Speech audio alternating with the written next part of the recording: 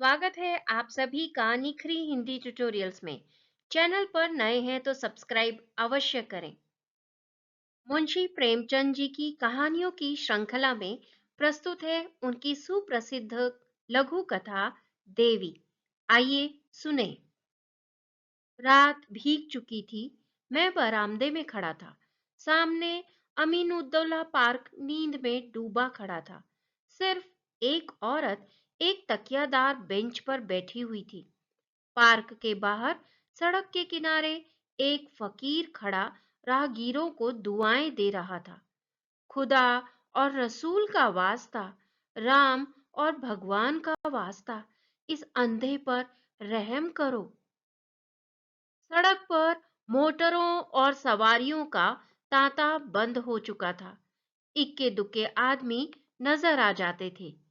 फकीर की आवाज, जो पहले नक्कार खाने में तूती की आवाज थी, अब खुले मैदान की बुलंद पुकार हो रही थी। एकाएक वह औरत उठी और इधर-उधर चौकन्नी आंखों से देखकर फकीर के हाथ में कुछ रख दिया और फिर बहुत धीमे से कुछ कहकर एक तरफ चली गई। फकीर के हाथ में कागज का टुकड़ा नजर आया, जिसे वह बार बार मल रहा था। क्या उस औरत ने यह कागज दिया है? यह क्या रहस्य है? उसके जानने के कुतूहल से अधीर होकर मैं नीचे आया और फकीर के पास खड़ा हो गया। मेरी आहट पाते ही फकीर ने उस कागज के पुर्जे को दो उंगलियों से दबाकर मुझे दिखाया और पूछा, बाबा, देखो यह क्या चीज है। मैंने देखा, 10 रुपए का नोट था। बोला, 10 रुपए का नोट है। कहाँ पाया? फकीर ने नोट को अपनी झोली में रखते हुए कहा, कोई खुदा की बंदी दे गई है। मैंने और कुछ न कहा। उस औरत की तरफ दौड़ा, जो अब अंधेरे में बस एक सपना बनकर रह गई थी।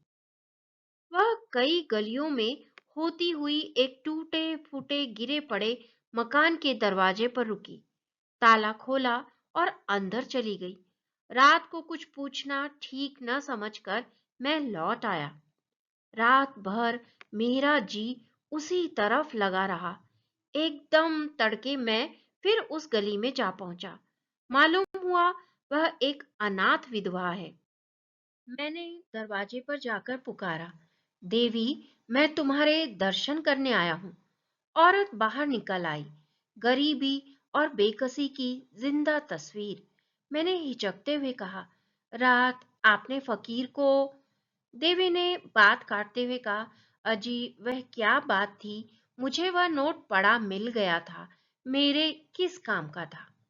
मैंने उस देवी के कदमों पर सिर झुका दिया। ऐसे ही और वीडियोस पाने के लिए चैनल को सब्सक्राइब करें और वीडियो को लाइक शेयर जरूर करें। धन्यवाद।